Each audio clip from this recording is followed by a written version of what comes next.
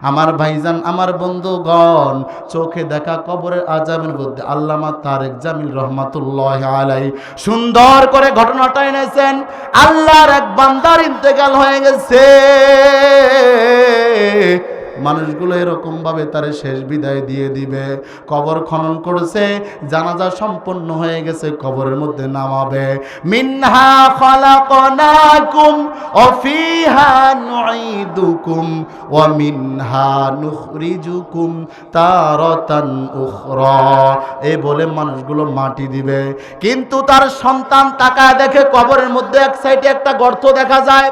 আমার ভাইজান, এই ঘটনা আপনারা কোনোদিন শুনেছেন কিনা জানি না, এই ঘটনা শুনবেন কিনা বলেন? শুনবেন? আল্লাহ কবুল করুক, আমিন বলেন। আমার ভাইজান, আমার বন্ধুগণ, সন্তান তাকায় দেখে কবরের এক সাইডে একটা ইঁদুরের গর্তের মতো দেখা যায়। আমার বন্ধুগণ, আমার ভাইজান, অনেক জায়গায় তো ইঁদুরের গর্তের মতো দেখা যায়, কিন্তু সন্তান এরকম কিছু মনে করিয়া তেমন একটা চাপ নেয় নেই, পেরেশানিও মনে করে নাই। কিন্তু দুঃখজনক বিষয় হলো সত্য, কবরের ভিতর থেকে ফুসফাস ফুসফাস আওয়াজ পাওয়া যায়। এবার এই সন্তানটার বুঝতে বাকি নাই, যদিও গর্তটা ইঁদুরের, কিন্তু গর্তের ভিতরে আছে কি, জোরে কোন, আরো জোরে। এই চিন্তা ফিকির করতে গর্তের ভিতর থেকে বড় এক সাপ বের হয়ে আসছে। আমার ভাইজান, আমার বন্ধুগণ, কোন সন্তান এটা দেখার পর তার বাপরে ওই সাপের গর্তের মধ্যে রাখবে না, কথা কন ঠিক কিনা? সন্তান চোখের পানি ফালায় ফালায় কান্না করে আর ডাক দিয়ে বলে, আহারে আমার বাবারে তো আমি এখানে রাখতে পারি না, তোমরা কে কোথায় আছো, নতুন করে আবার কবর খনন করো। আবার কবর খনন করা শুরু হয়ে গেল। আগের কবরের মধ্যে একটা গর্ত ছিল, এবার কবর খনন করার পরে দুটা গর্ত পাওয়া গেল, আরো বড় বড় সাপ দেখা গেল। তৃতীয়বার কবর খনন করলেন, এই কবরের মধ্যে আরো বড় ভয়ঙ্কর। আগের কবরের মধ্যে দুইটা, তার আগের কবরে একটা গর্ত, 3 নম্বর কবরের মধ্যে 5-5টা গর্ত, বড় বড় সাপ, সাপ দিয়ে পুরা কবর ভরে গেছে। আমার ভাইজান, আমার বন্ধুগণ, সন্তানটা কান্নাকাটি শুরু করে দিয়েছে। কারণ সন্তান যখন রাত্রে ঘুমাইতে যায়, মাঝে মাঝে মশারি টাঙ্গানো ছাড়াই ঘুমায় যায়, মাঝে মাঝে মশা কামড় দেয়, বাবা গিয়া সুন্দর করে কয়েল লাগায় দেয়, মশারি টাঙ্গায় দেয়, আছে না নাই? আমার বন্ধুগণ, আমার ভাইজান, উম্মতের আলেমদেরকে ডাকা হলো, আলেমদেরকে জানানো হলো এই ঘটনা। আলেমেরা ডাক দিয়ে বলে, নতুন করে আবার গোসল করাও, কাফনের কাপড় আলাদা করে দাও। আমার ভাইজান, আমার বন্ধুগণ, নতুন করে গোসল করানো হলো, কাফনের কাপড় নতুন করে পরিধান করানো হলো। জানাজা দেওয়ার পরে কবরে গিয়ে দেখে আরো বেশি সাপ, আরো পরিপূর্ণের সাপ দিয়ে ভরে গেছে। আমার ভাইজান, আমার বন্ধুগণ, এই পরিমাণে সাপ। এবার সন্তানটা কান্নাকাটি শুরু করে দিয়েছে, আহারে আমার বাবারে আমি কেমনে রাখবো? আলেম ওলামা ডাক দিয়ে বলে, সময়ের বড় মূল্য, চাইলে কবরের মধ্যে রেখে দাও, না হলে নদীর মধ্যে ভাসায় দাও। আমার বন্ধুগণ, আমার ভাইজান, সন্তান চোখের পানি ফালায় ফালায় কান্না করে। একজন আলেম ডাক দিয়ে বলি, তোমার বাবার মনে হয় কোথাও ঋণ আছে, ঋণগুলো পরিশোধ করিয়া দাও। পুরা সমাজের মধ্যে মাইক দিয়ে এলান করে দেওয়া হলো, কে আমার বাবার কাছে টাকা পাবে, টাকা পয়সা নিয়ে যাও, টাকা পয়সাগুলো পরিশোধ করে দিব। টাকা পয়সা দিয়ে দেয়, এরপরও সাপ যায় না। আমার বন্ধুগণ, আমার ভাইজান, উম্মতের আলেমেরা বলে, দেরি করার কোনো সম্ভব নয়, তাড়াতাড়ি করে ব্যবস্থা করে ফেলো। কিন্তু তাকায় দেখে একজন বৃদ্ধ লোক আস্তে আস্তে হাঁটি হাঁটি পা পা করে কবরের দিকে আসে। ওই বৃদ্ধ লোকটা ডাক দিয়ে বলে, দাঁড়াও, আমার কিছু কথা আছে, তোমরা চাইলেই তো ওখানে রাখতে পারো না, আমার কিছু কথা আছে। এই মুরব্বি জায়গায় জায়গায় কবর খনন করে বেড়ায়। আমার বন্ধুগণ, আমার ভাইজান, একজন মাতবরে ডাক দিয়ে, আলেমি যেখানে কথা কয় সেখানে আবার এই লোক কই থেকে আইল?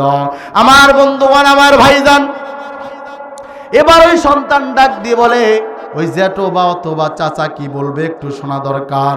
আমার ভাইজান ওই মুরব্বী আসিয়া ওই ছেলেটার গালে এত জোরে একটা চর লাগায় দিছে। চর লাগায় দেওয়ার পর হাত কোনা ধরিয়া প্রথম কবরের দিকে নিয়ে গেছে, দ্বিতীয় কবরের দিকে নিয়ে যায়, তৃতীয় কবরের দিকে নিয়ে যায়। সন্তানটা একবার পায়ে পড়ে কান্না করে, আবার চোখের পানি ঝরায় ঝরায় কান্না করে, মাটির মধ্যে গড়াগড়ি করেন। আমার ভাইজান, আমার বন্ধুগণ, এত পরিমাণে কান্নার আওয়াজ, আশপাশের মানুষগুলো ডাক দিয়ে কয় মুরব্বীর সঙ্গে হয়তো বেয়াদবি করেছে, তাই মুরব্বীর কাছে মাপ চায়। আমার ভাইজান, আমার বন্ধুগণ, এবার ওই মুরব্বী ডাক দিয়ে বলে, আপনারা যদি কোনো কিছু না মনে করেন, আমি সন্তানটারে এরকম ভাবে অজু বানায় ঘরের মধ্যে পাঠায়া দিতে চাই। সমস্ত লোকেরা অনুমতি দিলেন, ঘরের মধ্যে চলে যায়। এভাবে নামাজ পড়িয়া কান্নাকাটি শুরু করে দিয়েছে। এই পরিমাণে কান্না, ও আল্লাহ,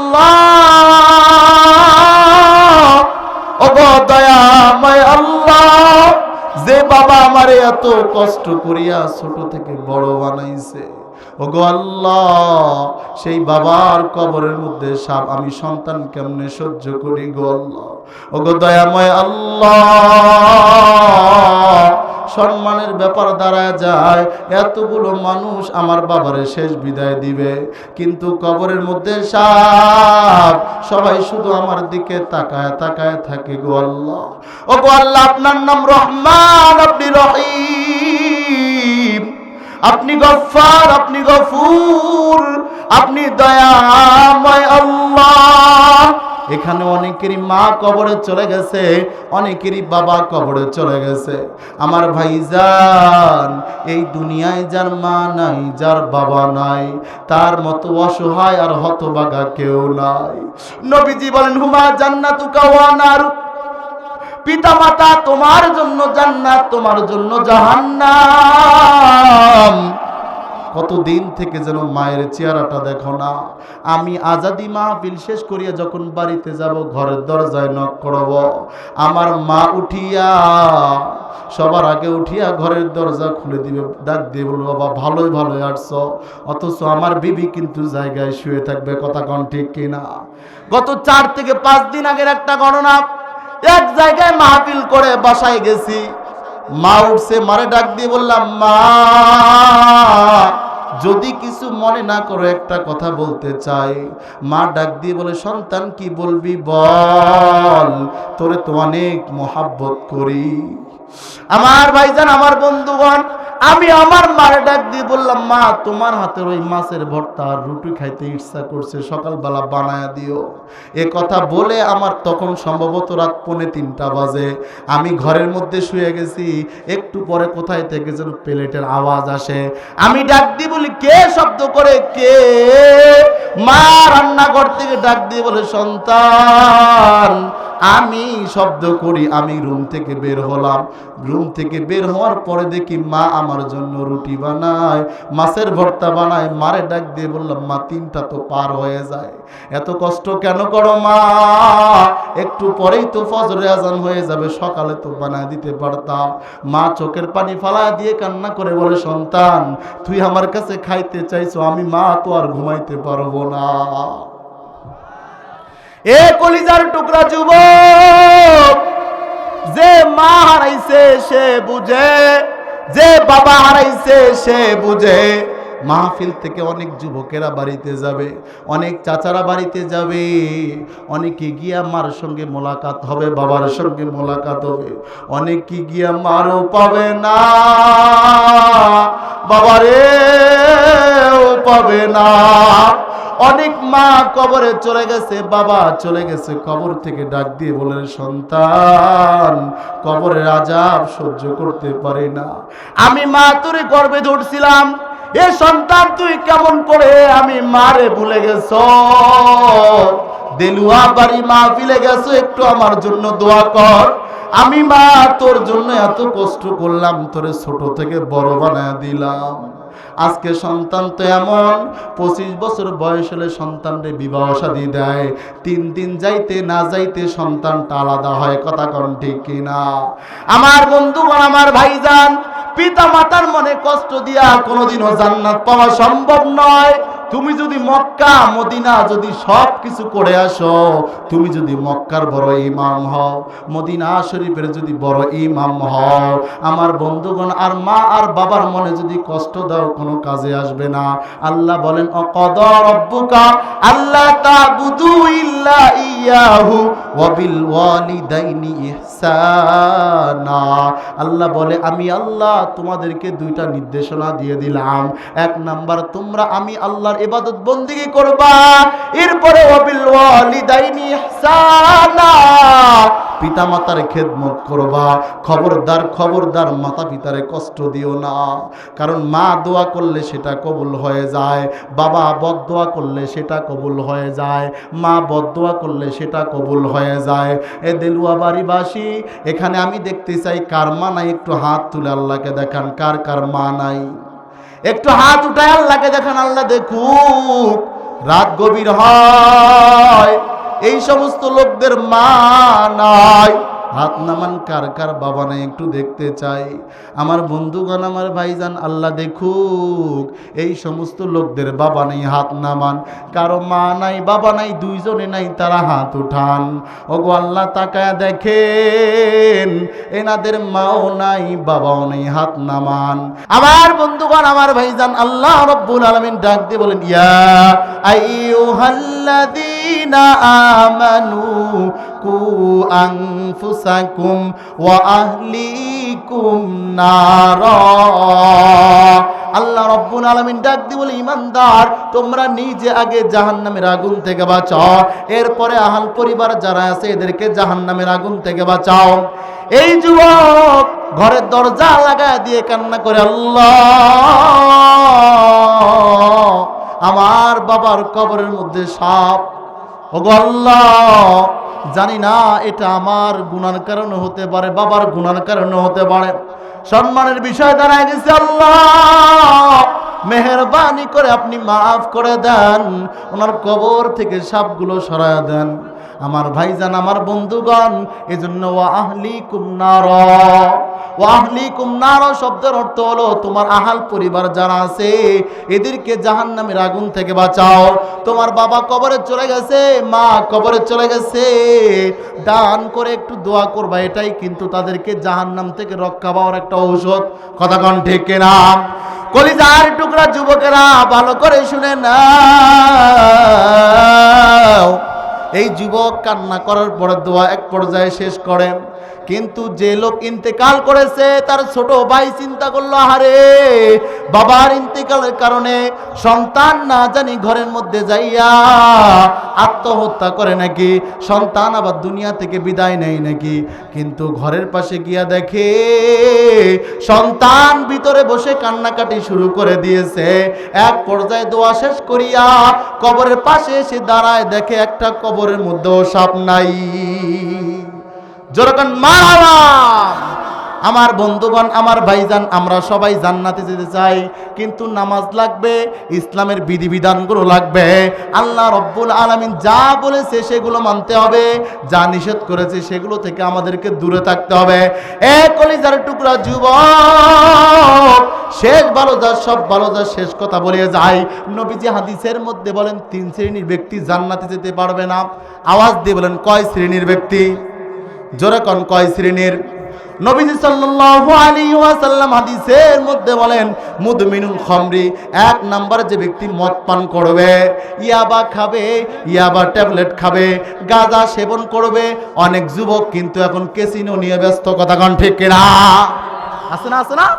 ক্যাসিনো নিয়ে ব্যস্ত, ফ্রি ফায়ার সারা দিন খেলে, মুরব্বি বড় ছোট দেখার সময় নাই। কথা কোন না কেন? নবীজি বলেন এমন একটা জামানা আসবে ছোট বড়কে দাম দিবে না। কথা কোন ঠিক কিনা? এই সময়টা এখন। কথা কোন ঠিক না? নবীজি হাদিসের মধ্যে বলেন 3 শ্রেণীর ব্যক্তি আল্লাহর জান্নাতে যেতে পারবে না। 1 নাম্বার মুদমিনুল খামরি, যে ব্যক্তি মদ পান করবে, ইয়াবা খাবে, গাঁজা সেবন করবে, ক্যাসিনো খেলবে। আল্লাহ রব্বুল আলামিন আমাদেরকে এ থেকে হেফাজত দান করুক, আমিন কান। 2 নাম্বার আকুল ওয়ালিদাইন, অবাধ্যকারী সন্তান, যে ব্যক্তি যে সন্তান মারে কষ্ট দেয়, বাবারে কষ্ট দেয়, এ সন্তান আল্লাহ জান্নাতে যেতে পারবে না। কথা কোন ঠিক না? তাহলে মা আর বাবারে কষ্ট দেওয়া যাবে? মা আর বাবারে কষ্ট দেওয়া যাবে না। আমিন কন। আজ থেকে নিয়ত করব, মা আর বাবা যতদিন জীবিত থাকবে কষ্ট দিব। কথা কন না কেন? কষ্ট দিব। আলেমারা কিন্তু কখনো মা আর বাবারে কষ্ট দেয় না। কষ্ট দেয় কিন্তু যারা ইসলাম, কোরআন এবং সুন্নাত যাদের জ্ঞান নেই, এরাই কিন্তু কষ্ট দেয়। কথা কন ঠিক কিনা? মা আর বাবারে কষ্ট দিলে জান্নাত পাবে না। জান্নাত তোমার থেকে আলাদা হয়ে যাবে। জাহান্নাম তোমার জন্য হারাম হয়ে যাবে। জাহান্নাম তোমার জন্য ওয়াজিব হয়ে যাবে। ঠিক কিনা? জান্নাত হারাম, জাহান্নাম ওয়াজিব। আল্লাহ মাফ করুক। আমিন কন। এজন্য মা বাবার মনে কষ্ট দিব নাকি বলেন? কখনো কষ্ট দিব না। 3 নাম্বার, হুজুর সুন্দর আলোচনা করেছেন, আর দায়ুস ব্যক্তি জান্নাতে যেতে পারবে না। কিন্তু আমরা তো খোলা মার্কেটে ছেড়ে দিই। কথা কন না কেন? খোলা মার্কেটের বিবিটারে ছেড়ে দেই, মেয়েটারে ছেড়ে দেই। কিন্তু না, পর্দা অনেক দামি জিনিস। নামাজ দিনে 5 ওয়াক্ত ফরজ, কিন্তু পর্দা 24 ঘন্টাই ফরজ। কথা কন না কেন? পর্দা 24 ঘন্টাই ফরজ। রব্বানা আতিহিম দিয়াফাইনি মিনাল আযাবি ওয়া আনহুম লানান কাবীরা। কিয়ামতের দিন যখন আল্লাহ রাব্বুল আলামিন সবাইকে এরকম ডাকবে, গার্জিয়ানদেরকেও ডাকবে, যখন বলবে তুমি তো নামাজ পড়ো নাই, পর্দা করো নাই, তুমি জাহান্নামের মধ্যে চলে যাও, তখন ওই মেয়েটা, তখন ওই ছেলেটা, তখন ওই বিবি ডাক দিয়ে বলবে, নামাজ তো পড়তে চাইছিলাম, পর্দা তো রাখতে চাইছিলাম, কিন্তু বাড়ির গার্জিয়ান তো রাখতে দেয়নি। কথা কোন ঠিক না? ওই দিন বলবে, আজকে তো জাহান্নামের মধ্যে যাব, আল্লাহ একটা আবদার আছে। আল্লাহ ডাক দিয়ে বলবে, কি আবদার বলো? বলে, আমি আমার বাবার ঘাড়ের ওপর পায়ে দিয়ে জাহান্নামে যেতে চাই। নাউজুবিল্লাহ, জোরে কন। কথা কোন ঠিক না? প্রত্যেকটা গার্জিয়ানদেরকে কিয়ামতের কাঠগড়ায় দাঁড় করাতে হবে, দাঁড়াতে হবেই, মাস্ট বি, দাঁড়া হতে হবেই। আর গার্জিয়ানদেরকে জিজ্ঞাসা করা হবে, তোমার ছেলেটা কেমন? তখন বাঁচার জন্য মিথ্যা বলবে, হ্যাঁ আমার ছেলেটা, আমি নামাজের কথা বলতাম।